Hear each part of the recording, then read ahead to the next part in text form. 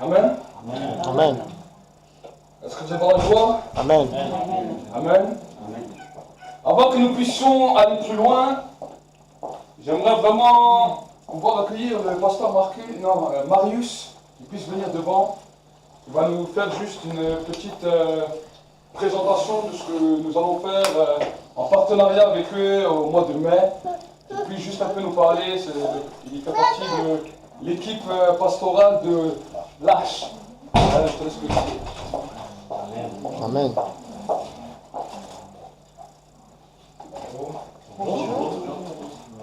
Je voulais avant toute chose vraiment dire merci au pasteur parce que c'est un vrai plaisir pour moi d'être là. Amen.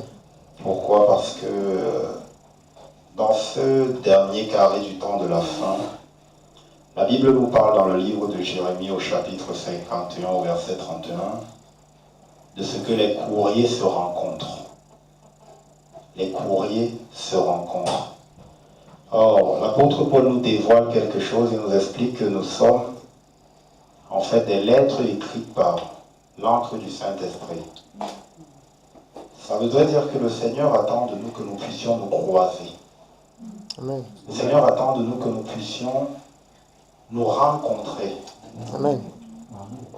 Pourquoi? C'est en cela que nous apporterons un impact véritable sur la terre. Je bénis vraiment le nom du Seigneur pour son serviteur, le pasteur Walid, parce qu'en vérité, c'est un serviteur de Dieu.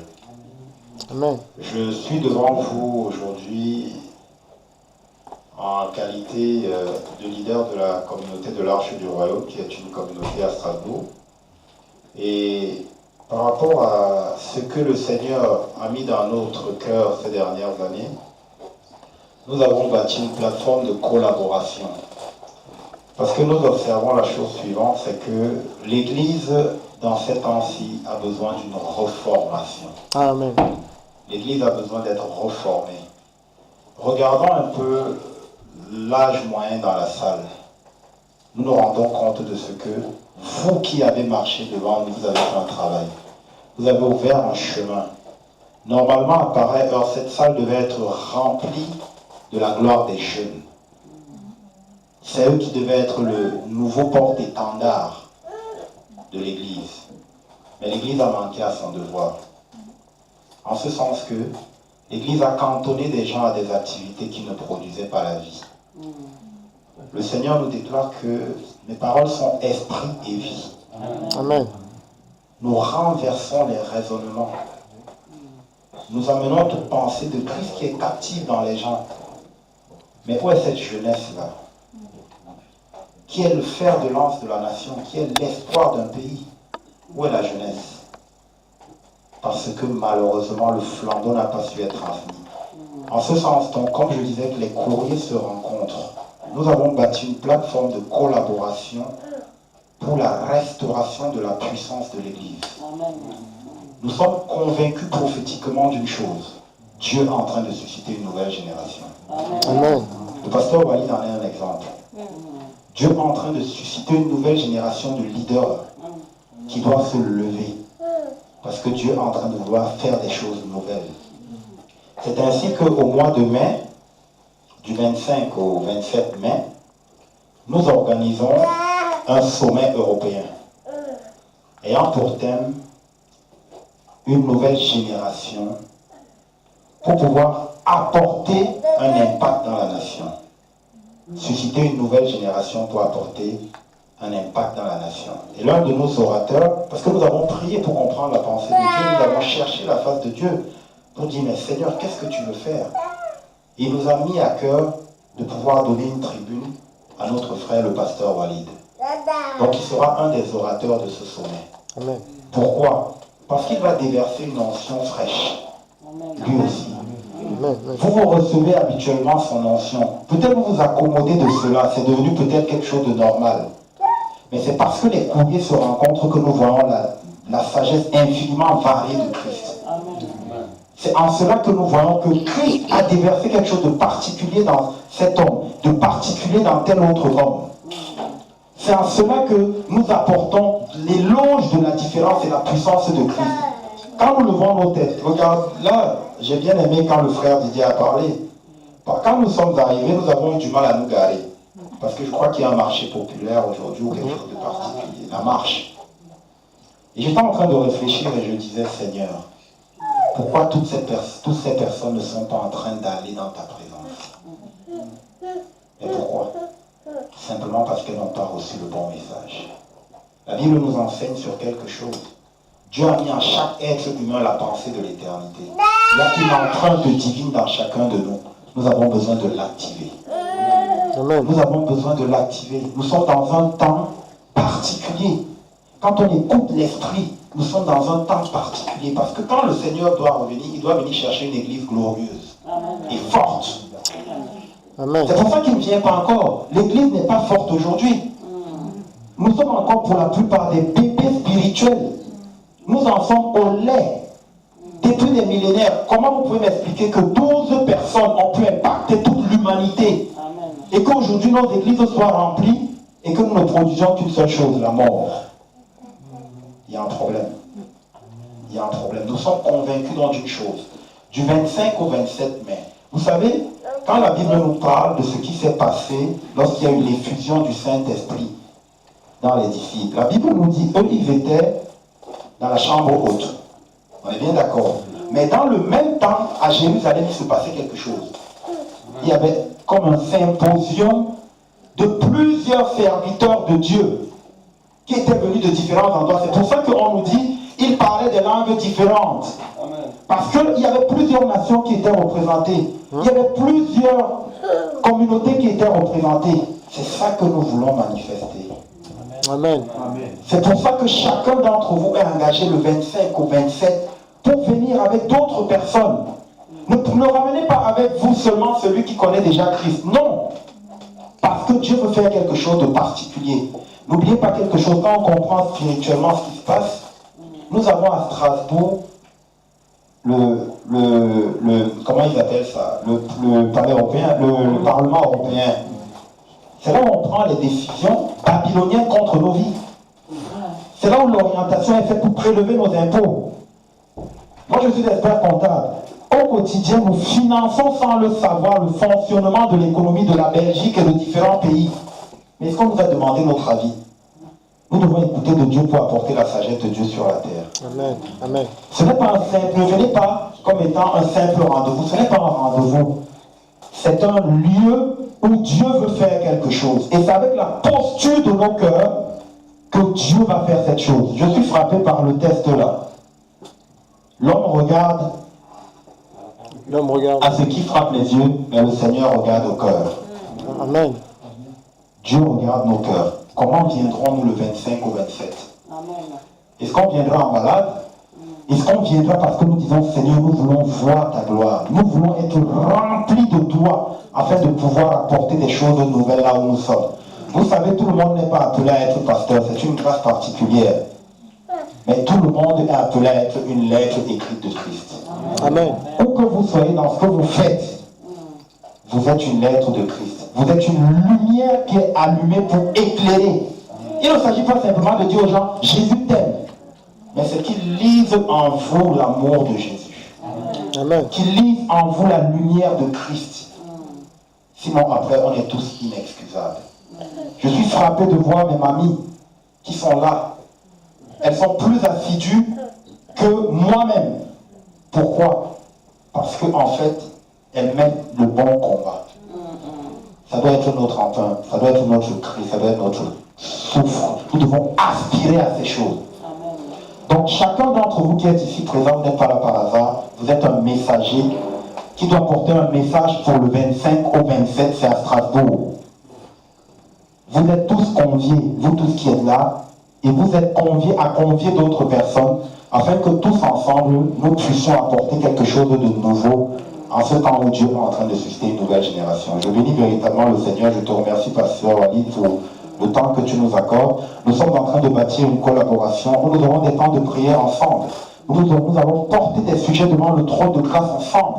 Où nous allons aller déclarer déclarer prophétiquement des choses afin qu'elles s'accomplissent sur la terre. Parce que nous exerçons un gouvernement divin sur la terre. C'est en cela que je crois. Et chacun d'entre vous est une véritable empreinte de la puissance de Christ. Il faut que vous reteniez cela, que vous écriviez cela dans vos cœurs. On vous a défini d'une certaine façon parce qu'on voulait vous voir déprimés. Mais nous refutons cela. Nous exerçons l'autorité de Christ en toutes choses dans vos vies. Nous avons pu penser de Christ afin qu'il soit manifesté et que vous soyez une lumière allumée pour la gloire de notre Dieu. Gloire à toi, Seigneur. Merci pour ce temps et béni sois-tu. Merci beaucoup. Amen.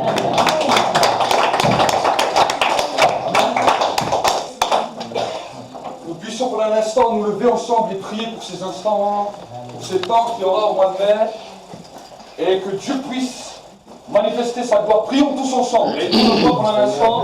Prions pendant un instant pour ces temps. Seigneur mon Dieu, mon roi, nous voulons vraiment te bénir et te rendre la gloire. Seigneur mon Dieu, mon roi, nous te remettons ces instants entre tes mains. Toutes ces collaborations que nous avons à pouvoir prendre notre vie. Demande cette voix qui libère ta vie maintenant. Cette voix qui libère ta grâce maintenant dans ce corps. Et que nous devons pouvoir par rapport à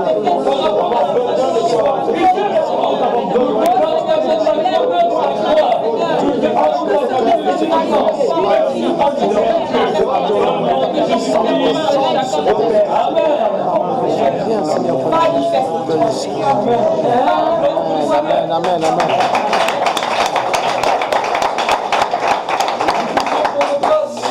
Amen. Est-ce que vous vous réjouissez? Amen. Amen. Amen.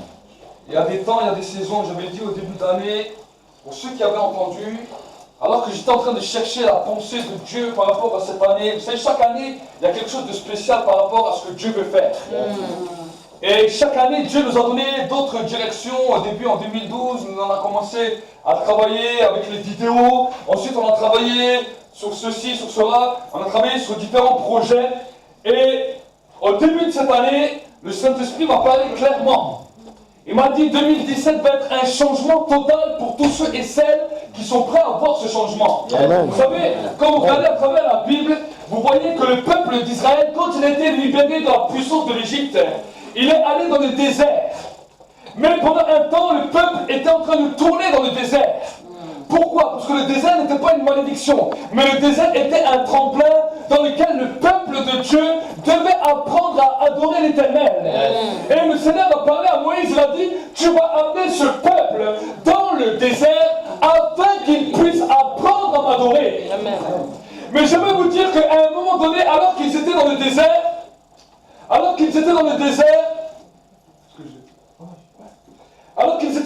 la Bible nous dit quelque chose de particulier. La Bible nous dit qu'il y avait un temps dans lequel ils devaient entrer dans le pays des promesses. C'était pas l'homme qui avait décidé ce temps. C'était pas Moïse qui avait décidé ce temps. C'était pas les prophètes qui avaient décidé ce temps. Ni même les chefs de l'armée. Mais la Bible nous dit qu'à un temps donné, à un moment donné, l'ordre avait été donné du ciel dans lequel c'est le temps pour entrer maintenant dans le pays des promesses. Et la Bible nous montre que malgré 3 ans que le peuple était dans le désert, 3 ans, le peuple n'a pas compris la mentalité pour pouvoir entrer dans le pays où coule le lait et le miel. Et la Bible nous dit que le peuple est devenu incrédule, le peuple a préféré rester dans sa mentalité, et ils ont dit non, nous ne pourrons pas aller dans ce pays, il y a des géants, ils vont nous manger. Et à cause de leur mentalité, ils sont restés. Beaucoup de peuples sont morts dans le désert, n'ont jamais vu la promesse. De cela ont été armés d'une autre mentalité, d'un autre esprit. Malheureusement, ces hommes ont été retenus pendant 40 ans à cause d'autres. Mais ils y sont rentrés. Mais j'aimerais vous dire que le Saint-Esprit m'a dit quelque chose de particulier pour l'année 2017. Et il m'a dit cette année ne va pas être un temps où ceux qui sont prêts vont rester à cause des autres. Amen. Ceux qui sont prêts, ceux qui ont compris la dimension de la foi, ceux qui ont saisi l'appel de Dieu, l'ordonnement de l'Esprit, vont entrer dans le pays des promesses. Ceux qui restent incrédules resteront incrédules et ils resteront dehors. Mais ceux qui sont prêts vont entrer dans un nouveau temps, dans une nouvelle saison qui va bouleverser leur vie. Amen. Amen. Amen. Amen. Le temps des promesses est un temps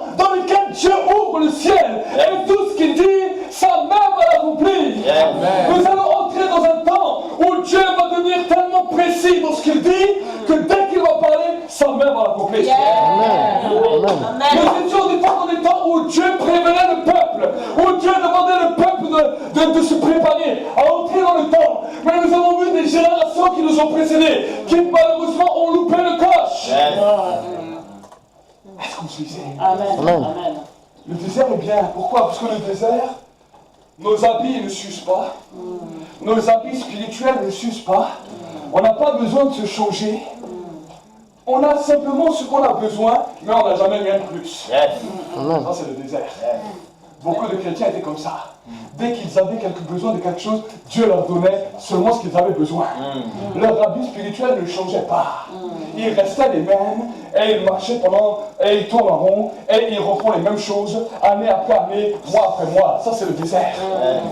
Mais le pays des promesses est un pays dans lequel tu vas commencer à produire la vie. Dans lequel tes vêtements vont commencer à se changer. Dans lequel tu vas commencer à entrer dans une nouvelle dimension de garde-robe. Amen. Amen. Qu'est-ce que c'est une garde-robe? Une garde-robe spirituelle. Pour chaque temps, pour chaque saison. Nous sommes dans un temps, imaginez, on devrait mettre les mêmes habits tous les jours. En été, tu caillerais, et en hiver, non. En hiver, tu caillerais, et en été, tu chaufferais à outrance. Si tu aurais une doudoune, été comme hiver, l'été, tu serais en train de transpirer. Mais si tu serais en short et en t-shirt, été comme hiver, en hiver, c'est catastrophique pour toi. Amen. Le désert, le temps ne change pas. Le temps reste toujours pareil. La journée, il fait toujours chaud, le soir, il fait toujours froid. Mais quand ils sont entrés dans le pays des promesses, les saisons ont commencé à se libérer. Amen. Est-ce que vous comprenez la différence? Et c'est pour cela que quand vous lisez la Bible, il faut comprendre le mystère de la Bible. C'est pour cela que quand on dit qu'ils ont gardé les mêmes habits pendant 40 ans, c'est que Dieu a permis la grâce que leurs habits ne se trouvent pas, que les chaussures ne se trouvent pas, mais il n'est pas besoin de changer parce qu'ils faisaient toujours le même temps. Est-ce que vous suivez? Les différentes années que nous avons passées dans la dimension de l'esprit, il y avait toujours un même temps. Est-ce que vous comprenez? Amen. Il y avait le temps du baptême, le temps du baptême du Saint-Esprit, il y avait le temps de la louange, il y avait le temps de la prière, mais les saisons ne changeaient pas. Est-ce que vous comprenez? Quand tu entres dans le temps des promesses, c'est là où ils ont vu que la manne s'est arrêtée, que leur même nourriture a changé.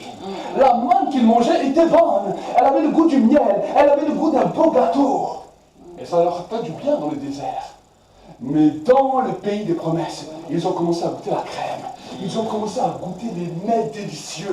Le pays des promesses, le temps des promesses, amène une nouvelle révélation qui va t'amener à goûter aux choses nouvelles que Dieu a pour toi. Amen. Est-ce que vous savez? Dieu a des choses nouvelles pour son peuple. Dieu a des goûts nouveaux pour son peuple. Et chaque temps, chaque saison va libérer quelque chose. Vous savez, c'est quand vous voyez que le printemps arrive, que vous voyez toutes les fleurs qui commencent à sortir, une odeur commence à sortir, et tout d'un coup, les fruits commencent à se former, et à un moment donné, tu goûtes combien le fruit est bon. Amen. Amen. Le psalmiste David nous dira goûtez et sentez combien l'Éternel est bon. Amen. La parole de Dieu doit... Vous savez, souvent la parole de Dieu était simplement là pour nous redresser ou pour nous réconforter quand nous étions mal. Mais j'aimerais vous dire que la parole de Dieu peut aller beaucoup plus loin, parce que la parole de Dieu peut amener la puissance de la construction dans vos vies. Amen. Est-ce que vous comprenez? La parole de Dieu peut amener la puissance de la création dans vos vies. La Bible nous dit que la terre était informe et vide. Mais tant que le temps des promesses pour la terre n'était pas encore arrivé, les ténèbres étaient sur la surface de l'abîme. Et l'Esprit de Dieu était là au-dessus des eaux. Mais il attendait le temps, il attendait la saison qui était définie pour que la terre entre dans un nouveau temps. Et à un moment donné, la lampe s'était retentie dans le ciel. Dieu dit que la lumière soit et la lumière fut. La puissance de la parole a commencé à libérer le mystère de la création pour la terre. Et ce qui n'avait aucune forme jusqu'alors a commencé à prendre vie, a commencé à avoir une forme, a commencé à avoir de l'herbe, du soleil, des oiseaux, des animaux. Tout a commencé à prendre vie. C'est pour cela que la Bible nous dit dans le livre de Jean, de sorte que ce qu'on voit ne provient pas de ce qui est visible, mais de ce qui est Invisible. Amen. Amen. Tout a été créé par la parole. Et la parole, quand la parole se change du lait à la viande, c'est quelque chose qui va bouleverser ta vie. Le lait est bon, mais le lait c'est bien quand on est bien bébé. Quand on grandit, on peut aussi boire du lait. Mais si tu bois que du lait, tu n'as plus de force. Est-ce que vous savez? Quand tu grandis, si tu bois que du lait, et que tu bois rien d'autre, que tu manges rien d'autre, au bout d'un moment, tu vas manquer de force. Amen. Amen. L'autorité de la parole va se changer du lait à la viande. Amen. Amen. Mais il faut être capable de digérer ça. Amen. Vous savez, quand Dieu libère des choses plus lourdes, des choses plus fortes, quand vous mangez un bon plat qui est bien lourd dans un restaurant, qu'est-ce qui se passe quand vous sortez du restaurant? Ça vous balade. Vous rentrez chez vous et ça vous tiraille un peu, mais c'était bon. Mais ça vous tiraille et vous devez même vous reposer pour que maintenant vous pouvez bien digérer. La bonne nourriture de Dieu amène le repos de l'esprit. Amen. Est-ce que vous savez? La bonne nourriture de Dieu amène, libère le repos de l'esprit. Et c'est sur cela que j'aimerais parler ce matin, j'aimerais continuer. J'ai commencé à parler mardi sur la guérison de l'esprit. Nous avons vu des fois, plusieurs fois, on a parlé de l'âme, on a parlé de la restauration de l'âme, on a parlé de cure d'âme, de délivrance, de tout ce que vous voulez. Mais vous savez, l'âme est simplement la sphère de nos émotions. Et quand notre âme est restaurée, c'est bien beau, mais si notre esprit n'est pas guéri, nous risquons d'échouer dans notre vie spirituelle. L'être humain est constitué en trois. Il y a le corps. Le corps, c'est l'enveloppe charnelle dans laquelle je te vois, dans laquelle tu me vois. Cette enveloppe a toutes les couleurs. Elle peut être peinte en noir, elle peut être peinte en blanche, elle peut être peinte en jaune, en toutes les différentes couleurs. Parce que c'est Dieu qui a décidé. C'est comme ça les enveloppes. Amen. C'est simplement l'enveloppe corporelle. C'est pour cela que quand l'esprit de l'homme quitte cette enveloppe, ce corps, on peut juste le mettre en terre. Est-ce que vous savez? Ça c'est le corps. Ça un jour passera. Mais par contre, dans notre corps, il y a ce qu'on appelle notre sang. Notre sang est la sphère de notre vie. Et dans notre sang, il y a tout ce qu'on appelle nos sens, nos cinq sens. Notre goût, notre toucher, notre ouïe, notre sensation, nos émotions. Ça fait partie de l'âme. Et souvent, à cause du péché, notre âme a été détruite et les démons ont pris un pacte sur notre âme. Est-ce que vous savez? C'est pour cela qu'on parle de cure d'âme. Parce que les démons viennent pour vous détruire dans vos émotions. Amen. Amen. Par la colère, par l'animosité, par la méchanceté, par le non-pardon, par toutes sortes de choses. Ça, c'est la sphère de l'âme. Mais quand une personne commence à rencontrer Dieu, la Bible nous dit, Jésus a dit à Nicodème, il n'est plus né de la chair, mais il est né d'en haut, il est né de l'esprit. L'esprit de l'homme était là, l'esprit humain était là, mais l'esprit de l'homme était mort aux choses surnaturelles de Dieu. Autrement dit, l'esprit de l'homme était corrompu de la même manière que les démons. Parce que quand on peut lire dans la Bible, nous voyons que quand Judas a trahi Jésus, lui qui était homme, la Bible nous dit que Dieu l'a comparé à un démon. Est-ce que vous comprenez? La mentalité même de l'homme, l'esprit de l'homme, sans Dieu, est semblable à un démon. Pourquoi? Parce qu'il n'y a que méchanceté, il n'y a que fraude, il n'y a que vice, il n'y a que intérêt personnel. Et quand nous naissons de nouveau, quelque chose se produit. Le ciel s'ouvre, notre esprit commence à devenir connecté avec l'esprit de Dieu. C'est ça qu'on appelle la nouvelle naissance. Et quand cela se produit, alors, au début, il est vrai que c'est merveilleux. Parce que le Saint-Esprit amène une conviction de péché dans laquelle on se sent bien dans la présence de Dieu. On commence à se sentir bien, on peut pleurer, on est touché. Ça bouleverse quelque chose à l'intérieur de nous. La Bible nous dit que le Saint-Esprit témoigne à notre esprit que nous sommes enfants de Dieu. Amen. Amen. Mais, vous savez, le Saint-Esprit va aller plus loin avec vous. Et si nous restons seulement dans cette position, alors au bout d'un moment, on va se refroidir, on va se décourager et on va retomber dans ce qu'on a lâché avant. Pourquoi? Parce que vous savez, la conviction du péché, c'est pas très facile pour un être humain de l'accepter parce que vous en avez marre de porter le péché. Le péché a laissé un poids sur vos vies, un poids d'accusation dans lequel le diable vient vous tourmenter jour et nuit. Si seulement je pourrais revenir en arrière, je ne ferais pas ça, et je ne ferais pas ça. Alors quand la conviction du péché vient, c'est merveilleux. Mais quand le Saint-Esprit veut amener l'homme dans une nouvelle dimension, dans laquelle il veut commencer à changer son esprit, à bouleverser son esprit, à transformer, à guérir son esprit, c'est là où l'homme se bloque à Dieu. Pourquoi? Parce que la Bible nous parle que quand les enfants d'Israël ont partagé la Pâque, ils ont mangé l'agneau, mais avec l'agneau, ils ont mangé quelque chose qui allait bouleverser leur vie, qu'on appelle les herbes amères. Est-ce que vous savez?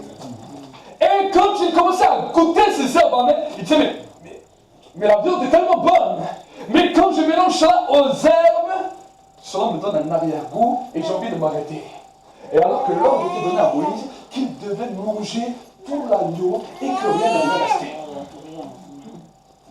Est-ce que vous savez? Donc d'un côté, ils avaient l'appétit, et d'un autre côté, les herbes amères commençaient à les ralentir dans leur nourriture. Mais vous savez pourquoi? Parce que quand ils mangeaient les herbes amères, au lieu qu'ils se jettent sur la viande et qu'ils détruisent tout leur tube intestinal, ils mangeaient doucement parce que les herbes amères les arrêtaient. Est-ce que vous savez? Et c'est pour ça que quand le prophète a dit, que le Seigneur lui a dit, mange le rouleau, il a dit à ma bouche, il était doux comme du miel, mais quand il est descendu dans mes entrailles, il est devenu amer. Amen. Amen. La parole de Dieu, dirigée par le Saint-Esprit, va nous amener dans cette position dans laquelle la restauration de notre esprit va commencer à se produire, dans laquelle on va apprendre à mourir à nous-mêmes. Amen. Pourquoi je vous dis ça? Amen. Si on vous parle simplement de la grâce de Dieu, des appels que Dieu a, on va prier, voilà, les prophéties vont descendre à droite et à gauche. Toi, Dieu t'appelle à ça, toi, Dieu t'appelle à ça, toi, Dieu t'appelle à ça. Ça, c'est merveilleux. Ça, c'est merveilleux. Et les gens aiment ça. Amen. Les gens aiment ça. Ah, Dieu attend ça de moi. Ah, waouh, waouh. Répète encore, et encore un autre, et répète. C'est doux à ta bouche. Mais quand l'action, quand le temps de l'action arrive à exécution, ça devient amer. Amen. Pourquoi? Parce qu'à l'intérieur de toi, Dieu veut t'amener dans un temps où il veut t'utiliser, mais dans ce temps où il veut t'utiliser, il veut que tu l'utilises avec un cœur pur et pas avec un cœur mauvais. Amen. Amen. Moïse, un homme qui sentait le cœur de libérateur en lui, qui sentait que Dieu allait l'utiliser puissamment. Il a dit, moi en plus je suis prince, pour moi c'est pas difficile. Au bout d'un moment, cette parole de Dieu est devenue amère, il a fui, et au bout d'un moment il a dit, ah c'est plus moi le libérateur. Est-ce que vous comprenez? Pourquoi? Parce que sa mentalité commençait à changer. Quand dans sa tête il a dit, ce n'est plus maintenant moi, le Seigneur a dit, c'est bon, maintenant il est prêt.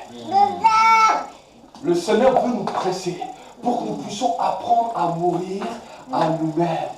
Amen. Amen. Parce que vous savez, quand Dieu nous dit ce qu'il attend de nous, on a tous nos raisonnements en tête.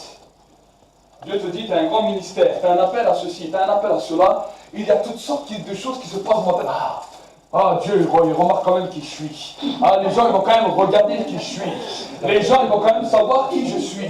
Les gens, ils vont quand même me respecter. Les gens, ils vont quand même savoir que maintenant, je suis un serviteur de Dieu. Là, ils vont tous avoir la bouche fermée. Mais pendant que tu es en train de parler comme cela, le Seigneur te dit, attends, je t'ai parlé, mais maintenant, je dois d'abord te presser.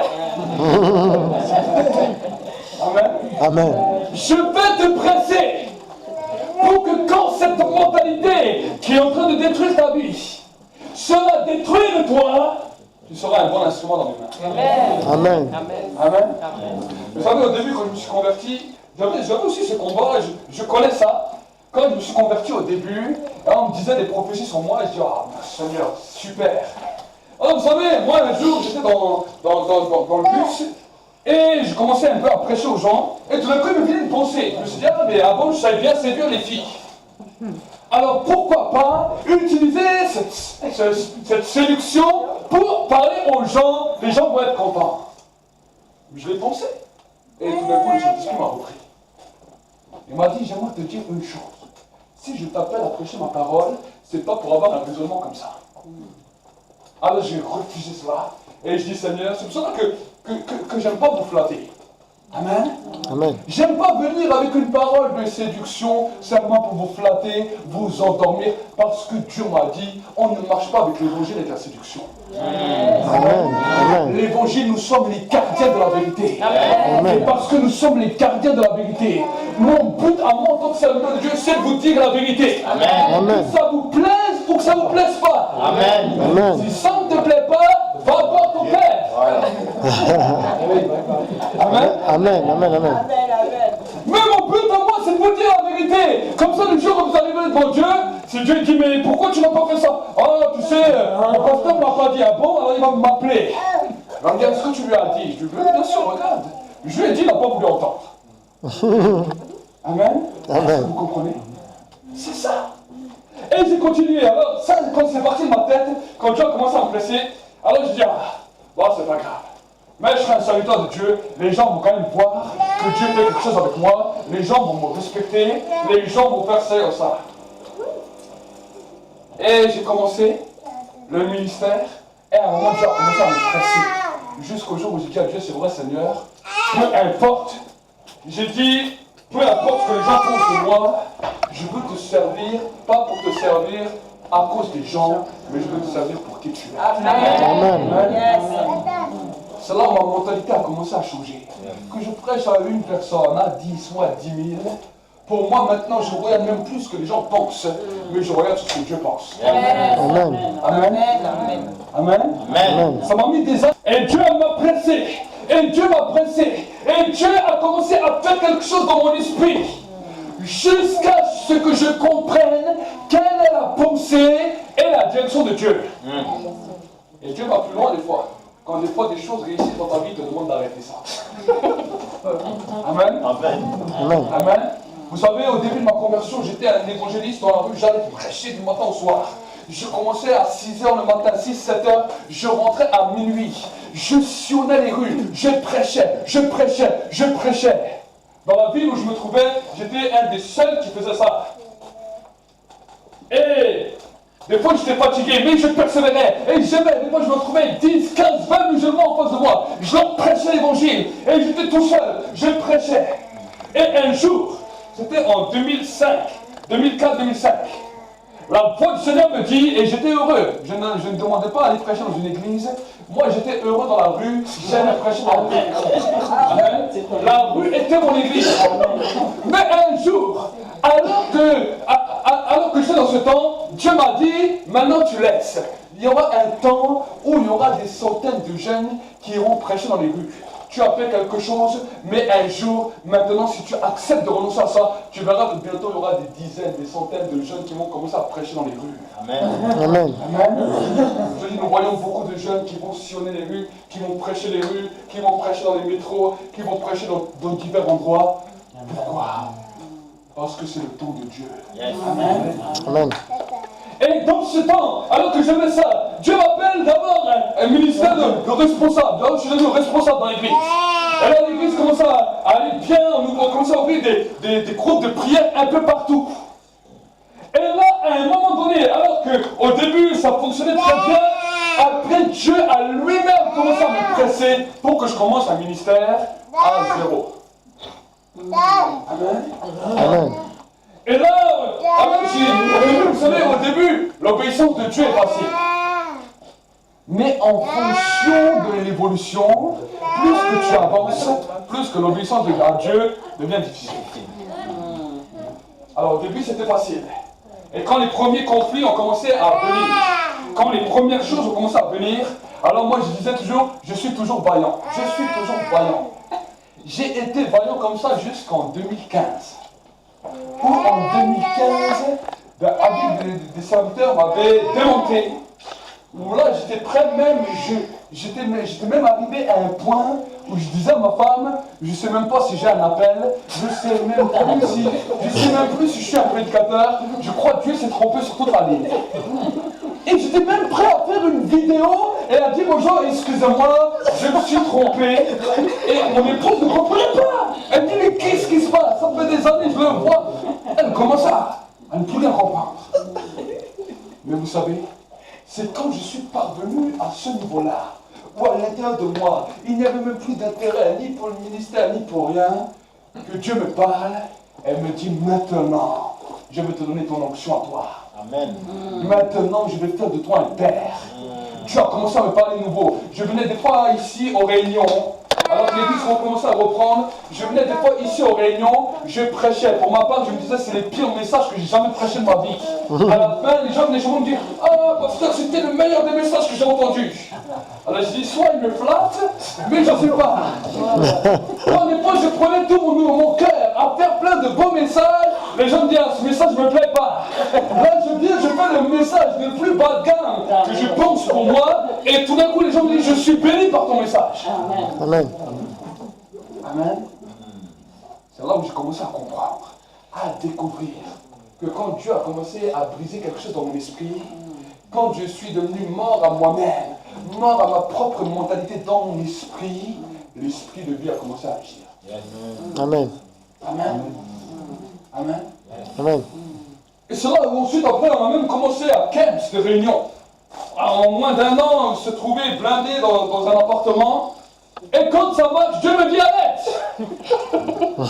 Amen. Alors je dis Seigneur, je ne comprends rien. Les choses qui marchent, tu me dis continue. Les choses qui tu me dis d'arrêter. Les choses qui ne marchent pas, tu me dis arrête. Non, les choses qui marchent, va, tu me dis continue. Continue. Alors je ne comprenais pas tout, mais il y a une chose que j'ai compris. Dieu ne regarde pas à ce qui marche ou ce qui ne marche pas. Dieu regarde à l'atmosphère du cœur quand tu fais quelque chose. Si tu cours à droite et à gauche, simplement pour être vu, simplement pour avoir de l'éloge, simplement pour que les gens disent de toi tu es une bonne personne, alors j'aimerais te dire que toutes les œuvres que tu fais n'auront aucune valeur dans le ciel. Ils ne seront même pas, tu ne vas même pas toucher de récompense pour ça. Amen. Amen. Parce que tu as voulu une récompense de ton cœur. Et cela est terrible devant Dieu. Amen. Amen. Arrête de dire, oui, les gens disent que je suis une bonne personne. Moi, je m'en fous ce que les gens disent de moi. Est-ce que vous disiez, je dis que je suis une bonne personne ou que je suis une mauvaise personne, je ne calcule pas ça. Je veux regarder ce que Dieu dit de moi. Amen. Amen. Amen. Amen. Le roi David, avant qu'il était roi, alors qu'il est allé combattre Goliath, certains disaient du bien de lui, d'autres disaient du mal de lui, mais la Bible nous dit qu'il n'écoutait ni ceux qui disaient du bien, ni ceux qui disaient du mal, mais il écoutait ce que l'Esprit disait dans son cœur. Amen. Amen. Amen. Vous pouvez tous rentrer dans le service pour Dieu, peu importe votre domaine. Mais la clé de la réussite ne va pas être simplement ce que tu vas voir avec tes yeux. Des fois, la réussite extérieure peut être une défaite intérieure. Est-ce que vous comprenez? Amen. La réussite extérieure peut être une défaite intérieure. Mais l'atmosphère qui est dehors ne veut pas dire que ce soit la réussite ou l'échec. C'est ce qu'il y a à l'intérieur. En plus, je l'ai bien dit avant le frère, l'homme regarde ce qu'il a les yeux, mais le Seigneur regarde Le cœur. Amen. Amen. Amen. Vous savez, il y a un homme que j'ai toujours aimé cette histoire. Il aurait pu avoir de grandes salles, il aurait pu prêcher dans des grands auditoires, mais Dieu lui a demandé de planter un chapiteau et de prêcher à ce chapiteau. Vous savez, il a fait ça en Amérique, et des fois il faisait froid dans ce chapiteau. Le chapiteau des fois était troué, pendant qu'il pleuvait, les gouttes d'eau commençaient à rentrer dans le chapiteau, et il y avait quelques personnes qui venaient, 2-3 personnes. Et tous les pasteurs lui disaient, mais pourquoi tu ne fais pas comme nous, tu vas venir prêcher, tu as un charisme, tu as beaucoup de choses, pourquoi tu ne viens pas avec nous prêcher dans les grands auditoires, faire de grandes choses? Mais cet homme a dit, moi je veux continuer ce que Dieu m'a demandé. Je ne sais pas pourquoi Dieu m'a demandé ça, mais je vais continuer là où Dieu me demande. Et il est resté, et un jour un jeune homme est venu dans cette réunion. Ce jeune homme s'est converti. Mais vous savez qui était ce jeune homme? C'était le révérend Billy Graham. Amen. Amen. Billy Graham qui a prêché devant des centaines, des milliers de personnes. Parce qu'un homme, un jour, a décidé d'écouter là où, humainement, il semblait y avoir l'échec. C'est le plus grand évangéliste de notre temps. Il a fait les plus grandes croisades au monde. Il a rassemblé le plus de personnes. Je ne sais combien de milliers et de milliers de personnes sont converties suite à cet homme. Et qui vit encore aujourd'hui. Mais tout cela était dû à cause de l'obéissance d'un seul homme. Amen. Amen. Amen. Donc c'est pour cela que je vous dis cela. Pourquoi? Parce que notre esprit a été corrompu. Vous savez, le diable a corrompu notre esprit. Et c'est pour cela que notre esprit a besoin d'être restauré. Je ne sais pas combien de temps ça fait que tu connais Dieu. Certains c'est 1 an, d'autres c'est 5 ans, d'autres c'est 10 ans, d'autres c'est 30 ans, d'autres c'est 40 ans. Mais avant que tu connaisses le Seigneur, peut-être que tu as marché 10 ans, 20 ans, 30 ans, 40, 50, 60, sans Dieu. Donc pendant tout ce temps, ton esprit était façonné par la mort. Ton esprit était façonné par les puissances des ténèbres. Ton esprit avait une mentalité ténébreuse. Et quand à un moment donné le Saint-Esprit vient en connexion avec ton esprit pour t'apprendre de nouvelles choses, c'est là qu'un combat commence à se produire. Amen. Amen. Parce que notre esprit n'est pas habitué. Notre esprit ne comprend pas. Notre esprit commence à discuter, à combattre, à ceci, cela. Mais vous savez, ce qui est important à savoir, c'est que le Saint-Esprit ne va jamais t'obliger. Et au bout d'un moment, si tu persévères dans ton entêtement, le Saint-Esprit va s'attrister et au bout d'un moment, il va te laisser. Est-ce que vous êtes ici? C'est pour cela que certains qui ont résisté dans leur mentalité, résisté dans leur esprit, résisté par rapport à la parole de Dieu, ont commencé à se refroidir. Et c'est pour cela qu'à un moment donné, un nouveau slogan est sorti dans les églises. Quand tu attends un temps de chrétienté, oh, tu es plus aussi chaud qu'à l'époque. Et quand les gens ils arrivent, les jeunes convertis arrivent, tu les vois qui commencent à avancer, et je dis, oh, un jour tu seras comme moi, tu seras comme moi. C'est le nouveau slogan. Pourquoi? Parce qu'ils ont cru que voilà, ça avec un certain nombre d'années, oh, tu arrives, tu amènes, tu as avec la sagesse, tu commences à te poser, tu commences à te calmer, alors que normalement, l'esprit de vie qui est en toi devrait t'enflammer, devrait bouleverser ta vie, devrait bouleverser ta mentalité, dans lequel les choses de ce monde, tu commences à comprendre et saisir qu'il y a une nouvelle pensée qui veut t'amener dans un sentier d'excellence. Amen. Amen. Nous avons une capacité par le Saint-Esprit à bouleverser notre monde. C'est pour cela que j'ai dit, les dernières réunions, j'ai dit ne suivez pas tous les prophètes ou tous les prédicateurs qui vous parlent malheur sur malheur, qui déclarent des choses mauvaises sur mauvaises sur les pays, sur le pays de France, sur les pays des autres. Parce que ceux qui déclarent de telles choses, ils sont en train de vouer des hommes, des femmes innocents, des enfants innocents à des temps de malheur. Alors que la Bible nous dit que nous sommes venus avec Jésus dans nos cœurs pour amener la vie. Amen. Amen. Amen. Dans notre pays de France, je ne crois pas aux prophéties de malheur. Parce que chaque fois que tu déclares une prophétie de malheur, ça fait effet boomerang dans ta vie. Quand toi tu as besoin d'aide, Dieu ne t'aidera plus. Parce que tu as écouté ou cru des hommes, des femmes qui prophétisaient des temps de malheur. Amen. Amen. Amen. Amen. Les temps de malheur seront là quand l'Église sera enlevée. Quand le Saint-Esprit sera enlevé, les temps de malheur commenceront. Mais tant que le Saint-Esprit est là, la gloire de Dieu est sur toute la terre. Et la Bible nous dit que les séraphins déclarent Saint, Saint, Saint est l'Éternel. La terre est remplie de sa gloire. Amen. Amen. Amen. Et c'est ça que j'aimerais vous encourager à ouvrir votre Bible, le livre d'Ézéchiel 36, verset 1er. Ézéchiel 36, verset 1er. On nous parle du rétablissement. Regardez ce que la Bible nous dit. C'est le prophète qui parlera. Toi, fils d'homme, prophétise sur les montagnes d'Israël. Tu diras, montagnes d'Israël, écoutez la parole de l'Éternel. Ainsi parle l'Éternel, parce que l'ennemi a dit sur vous, ah ah, ces hauteurs éternelles sont devenues notre possession. Eh bien, prophétise. Tu diras, ainsi parle le Seigneur l'Éternel. Oui, parce qu'on a voulu de toutes parts vous désoler et vous engloutir, pour que vous deveniez la possession des autres nations. Parce que vous avez été l'objet de propos et de bavardages populaires, eh bien, montagne d'Israël, écoute la parole de l'Éternel. Ainsi parle le Seigneur l'Éternel aux montagnes et aux collines, aux ravins et aux vallées, aux ruines désolées et aux villes abandonnées qui ont été en but au pillage et à la risée des autres nations d'alentour.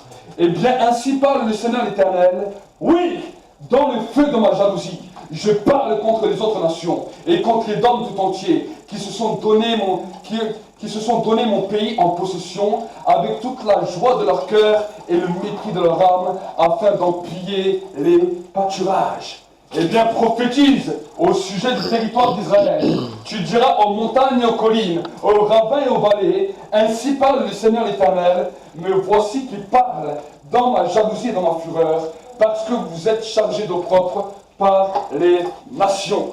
Eh bien, ainsi parle l'Éternel, moi j'en fais le serment à main levée.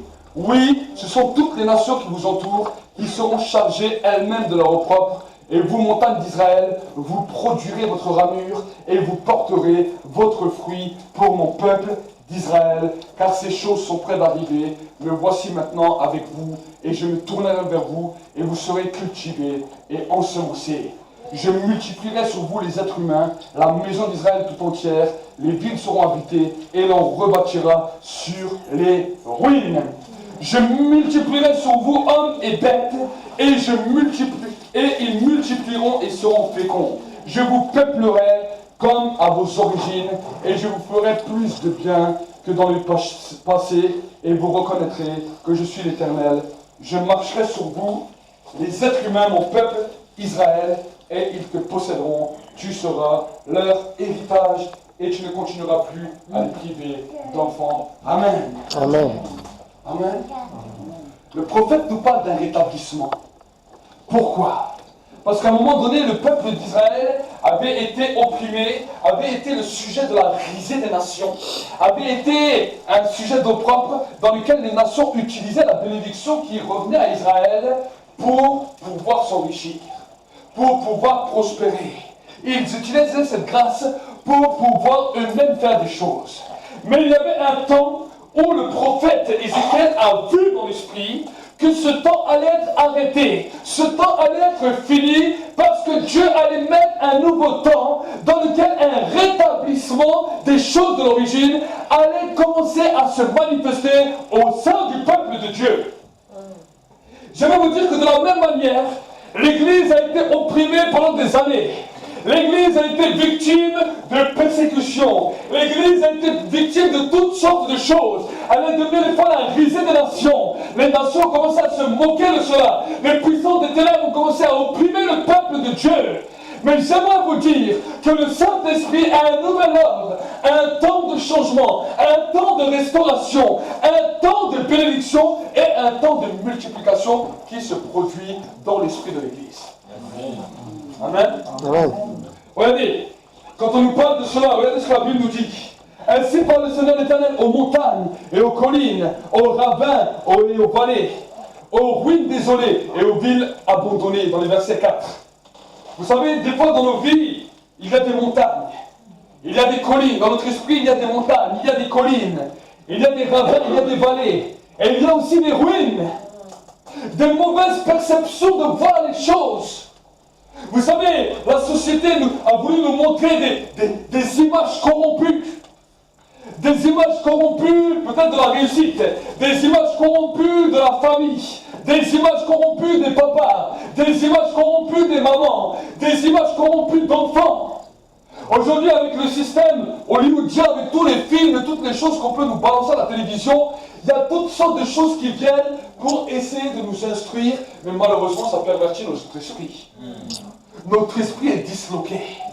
On n'a jamais entendu parler autant de divorces, autant de divisions, autant de familles brisées, autant de jeunes qui se droguent, autant de personnes qui se suicident. Pourquoi? Parce que l'esprit de l'homme est malade. Et qu'est-ce qui se passe? Quand les gens viennent au christianisme, quand les gens se convertissent au Seigneur, ils expérimentent une dimension de l'esprit, mais parce que leur esprit n'est jamais guéri, n'a jamais été restauré de toutes les choses qu'ils ont vécues, ils avancent avec le Seigneur. Une fois ils sont dans l'esprit, et une fois la dimension de leur esprit les amène à la mort.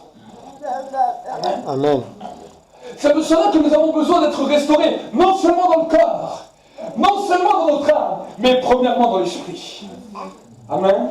Parce que c'est l'esprit qui va commencer à diriger les choses de notre corps. Amen. Amen. Nous avons expérimenté différentes expérimentations avec le Saint-Esprit. Des fois le feu est venu, des fois l'onction est venu, des fois la puissance est venue. Mais là, j'aimerais vous parler des fleuves d'eau vive. L'eau est le symbole de la vie. Est-ce que vous disiez? L'eau est le symbole de la vie. Chaque fois qu'un fleuve va dans une terre aride, dans une terre sèche, ce fleuve commence à libérer la vie. C'est pour cela que dans les déserts, quand vous allez faire des tours dans les déserts, à certains endroits, alors que le désert est partout, là où tu as une source d'eau, la vie est. C'est ça qu'on appelle les oasis. Amen. Amen. Pourquoi? Parce qu'il y a une source qui est là. Et Jésus nous a parlé de cela. Jésus a dit, celui qui croit en moi, les fleuves d'eau vive vont commencer à jaillir de leur sein. Amen. Amen. Amen. Pourquoi? Pourquoi Jésus a dit de leur sein? Il aurait pu dire de leur tête, il aurait pu dire de leurs oreilles, il aurait pu dire de leurs mains, il aurait pu dire de leurs pieds, mais il a dit de leur sein. Pourquoi? Parce que c'est là où il y a ton cœur, et c'est là que réside la dimension de l'esprit. Qui l'a compris? C'est là que réside la dimension de l'esprit. La pensée n'est que le miroir. Est-ce que vous comprenez? C'est pour cela que quand un cœur s'arrête, les gens ils meurent. Amen. Amen. Quand le cerveau s'arrête, chez certaines personnes, ils continuent à vivre. Le cœur continue à battre. Mais quand le cœur s'arrête, le point central, le point culminant, les gens partent. Est-ce que vous disiez? Et Jésus a dit, là où est ton cœur, là se trouve quoi? Ton trésor. Amen. Amen. Donc si ton cœur, si dans ton esprit, il y a la futilité, il y a l'arrogance, il y a l'apitoiement sur soi. L'apitoiement sur soi est quelque chose de très terrible. Vous savez, le diable joue beaucoup avec ça. Oh, personne ne te comprend. Oh, personne ne t'aime. Oh, et puis blablabla. Ça, c'est ton esprit qui est malade. Amen. Amen. Et quand ton esprit est malade, cela se répertorie où? Dans tes 5 sens. Quand cela s'est répertorié dans ton âme, sur tes sens, ton âme commence à être découragée, ton âme commence à être désespérée, tes muscles commencent à devenir raplapla, et au bout d'un moment, cela provoque même des maladies sur ton enveloppe charnelle qu'on appelle le corps. Amen. Amen. Mais quand la puissance de la guérison, la puissance de la restauration commence à restaurer ton intérieur, ton esprit, quand ton esprit commence à être restructuré, alors cela va commencer à faire briller sur ton âme. Tes émotions vont commencer à être remplies de courage, remplies d'espérance, remplies de bonheur, remplies de paix, remplies de joie, remplies d'amour qui va déferler sur ton corps. La Bible nous dit dans le livre des Proverbes qu'un cœur joyeux favorise la guérison, mais un esprit abattu dessèche les eaux. Un esprit abattu dessèche les eaux. On ne parle pas du Saint-Esprit. Le Saint-Esprit n'est pas abattu. C'est l'esprit humain. Amen. Amen. Et l'esprit de l'homme, ton esprit, qui fait ta propre personne, qui un jour arrivera devant Dieu. Et c'est cet esprit-là, ton esprit à toi, que le Saint-Esprit veut rendre beau. C'est cet esprit-là qui peut commencer à remplir de sainteté, à remplir de la gloire de Dieu, pour que le jour où tu arrives devant Dieu, tu sois vêtu de ta robe blanche et tu sois prêt à participer aux noces de l'agneau. Amen. Amen. C'est ça qui est important. Tout le reste, c'est de la supercherie. Vous savez que la Bible nous parle qu'il y a des esprits qui ont été déchus, qu'on appelle des démons, qui n'avaient pas une enveloppe charnelle, qui n'avaient pas une âme avec les 5 sens comme nous avons, mais qui n'ont jamais accepté que leur esprit soit changé. Et ils ont préféré écouter Lucifer, qui était aussi un esprit, qui était au ciel, qui dirigeait la louange, mais la Bible nous dit que l'orgueil s'est trouvé où? Dans leur esprit, et ils ont été déchus du ciel. C'est ça qu'on appelle les démons. Amen. C'est ça. Et nous, en tant qu'êtres humains, Nous avons une capacité spirituelle et humaine, matérielle et spirituelle. Mais un jour, nous ne serons que spirituels. Amen. Amen. Et c'est pour cela que dans la dimension du spirituel, soit il y a la vie dans le paradis pour l'éternité, soit il y a la mort pour l'éternité en enfer. Il n'y a pas 50 choix. Amen.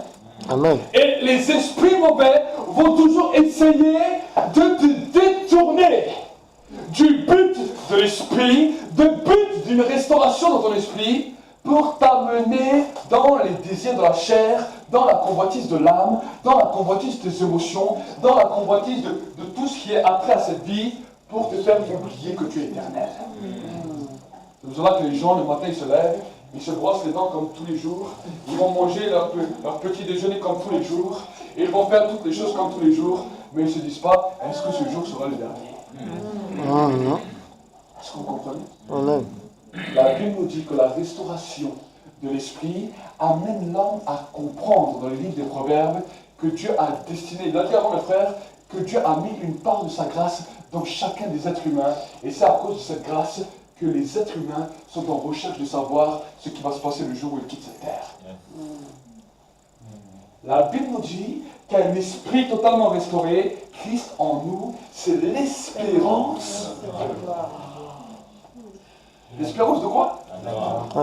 L'espérance de la gloire. Amen. Amen. Donc si quand tu commences à prier, il n'y a pas d'espoir, il n'y a que du découragement, il n'y a que du désespoir, alors change un peu ta manière de prier et dis Seigneur, guéris mon esprit. Amen. Amen. Restaure mon esprit, parce que si je vais grandir dans cette mentalité, ça va être terrible. Vous savez, l'acte de la prière peut être un tremplin soit pour l'évolution, soit un tremplin pour l'échec.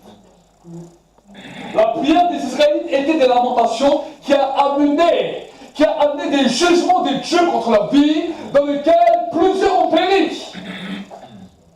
Parce qu'ils se lamentaient. La prière de lamentation, la prière d'incrédulité tue le peuple de Dieu. Amen. Amen. Alors certains sont motivés. Il dit, mais pasteur, je prie des heures. Je dis, ok, qu'est-ce que vous priez pendant des heures? Ah, j'explique au Seigneur que, voilà, les situations que j'ai vécues ne sont pas justes.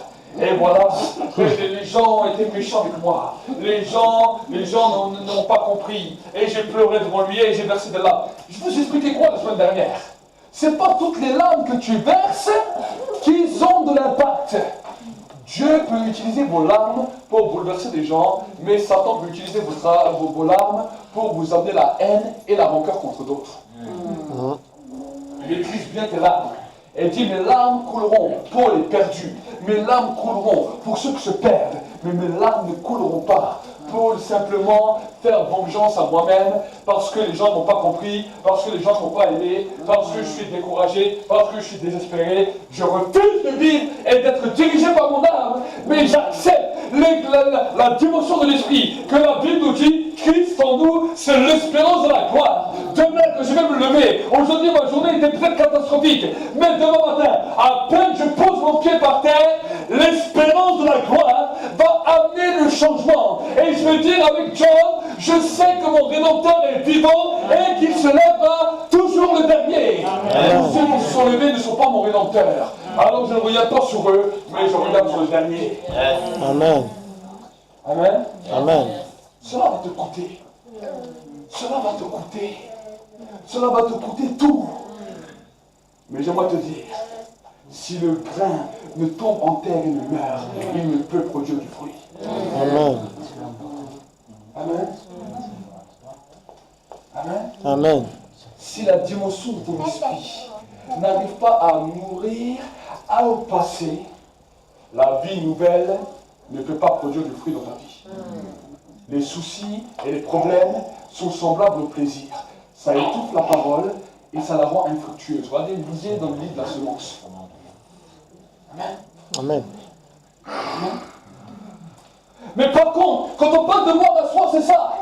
Quand Jésus parlait de la mort à soi, il a dit, voici maintenant, toutes choses anciennes sont passées.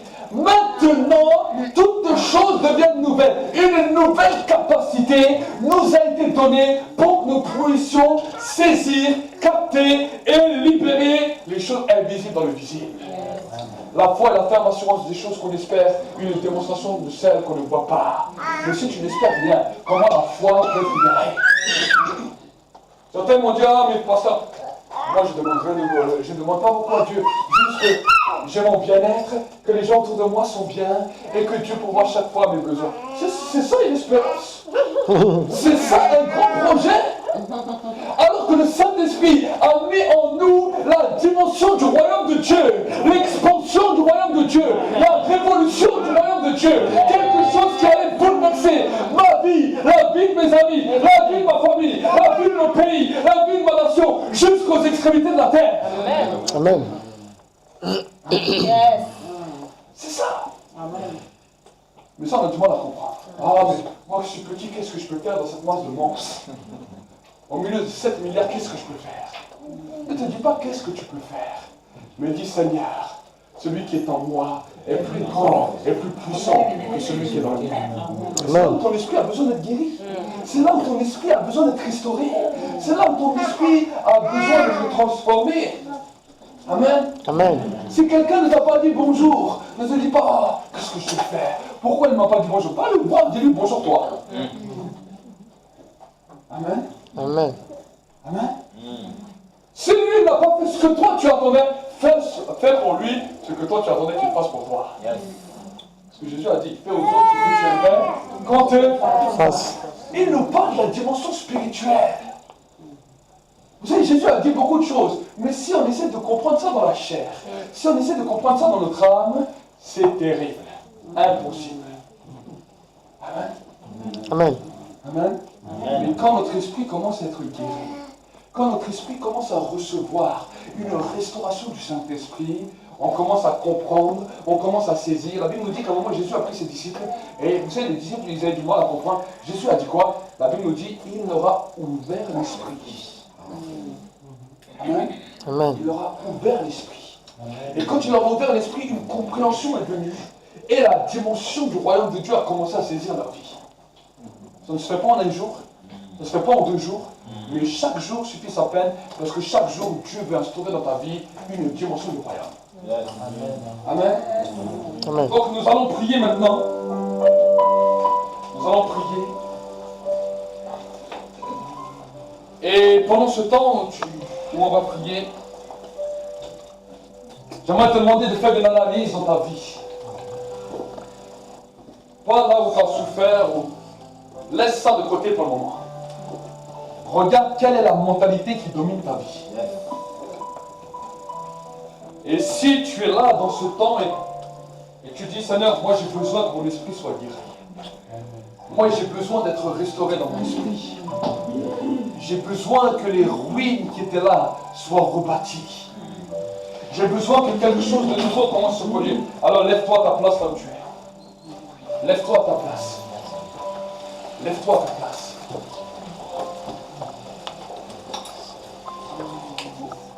Et tu vas poser ta main droite sur ton cœur, dans la sphère de ton esprit. Oh, il y a une onction qui est là.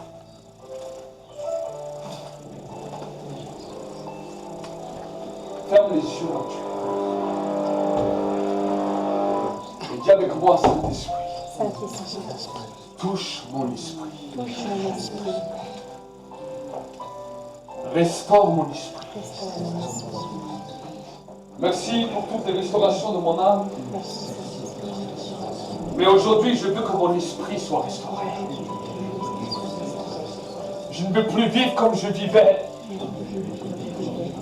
Je ne veux plus marcher comme je marchais. Je veux voir que mon passé soit effacé pour entrer dans une nouvelle dimension. Libère ton onction sur ma vie. Libère ton onction sur ma vie. Et ouvre les yeux de mon cœur. Ouvre les yeux de mon esprit. Afin que je voie. Afin que je voie, Que je ne sois plus aveugle. que je ne sois plus aveugle, Mais que je voie. mais que je voie Maintenant. maintenant, Maintenant. maintenant, maintenant. Reste pendant un instant en silence. Jésus a dit que celui qui a des oreilles écoute ce que l'Esprit dit à l'Église. Je libère les anges maintenant en faveur de la guérison et de la délivrance. Je déclare maintenant que les flammes de vif qui étaient bouchées dans votre esprit soient libérées maintenant. Soient libérées maintenant. Soient libérées. Là où il y avait les ruines, je déclare un vent de reconstruction. La Bible nous dit que vous avez été édifiés sur le fondement des apôtres et des prophètes. Jésus-Christ étant lui-même la pierre angulaire. En lui, tout édifice bien coordonné s'élève pour être un temple saint dans le Seigneur. En lui, vous avez aussi été édifiés pour être une habitation de Dieu dans l'Esprit. Dans l'Esprit. Que le temple qui était en ruine, je déclare maintenant prophétiquement, selon la parole du prophète Ézéchiel, la reconstruction de la muraille, la reconstruction du temple, la reconstruction de la vie en toi maintenant. Amen. La muraille avait le symbole de protéger le temple à Jérusalem. La muraille qui est en train de se dresser maintenant dans ta vie ne sera pas là pour te détruire, mais cette muraille sera là pour protéger la vie de l'esprit dans ton esprit. Et je paralyse maintenant, ce matin, toutes les puissances de contrôle, tout esprit guide qui est venu pour détruire la vie de l'esprit dans ton esprit. Et je déclare maintenant une onction fraîche, une huile nouvelle, une huile fraîche. Recevez maintenant, recevez maintenant, recevez maintenant, recevez. Et que le feu de Dieu bouleverse vos vies. Amen. Merci Seigneur pour les plans et les projets que tu libères, que tu déposes. Merci Seigneur pour les changements de mentalité qui s'opèrent maintenant. Pour les forteresses qui sont brisées, qui les empêchent de te connaître.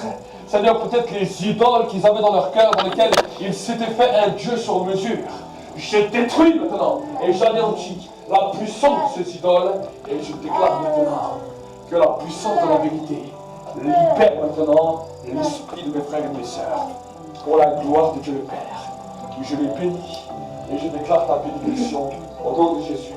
Amen. Acclamez pour le Seigneur.